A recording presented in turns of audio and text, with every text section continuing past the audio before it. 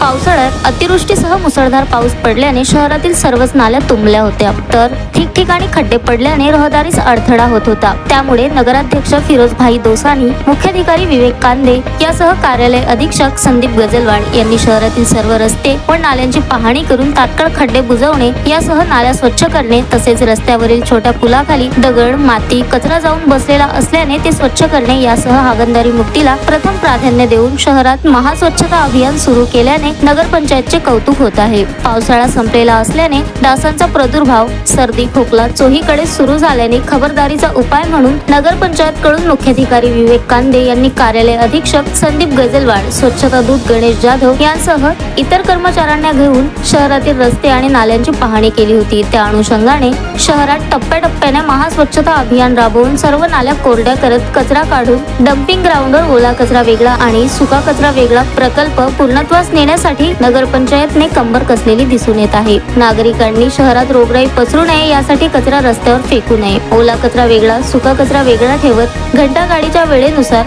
कचरा गाडीत टाकून शहर स्वच्छ ठेवण्यासाठी सहकार्य करावे, असे आवाहन मुख्याधिकारी विवेक कांदे यांनी केले आहे। Shankar Bhalerao, the sting operation news.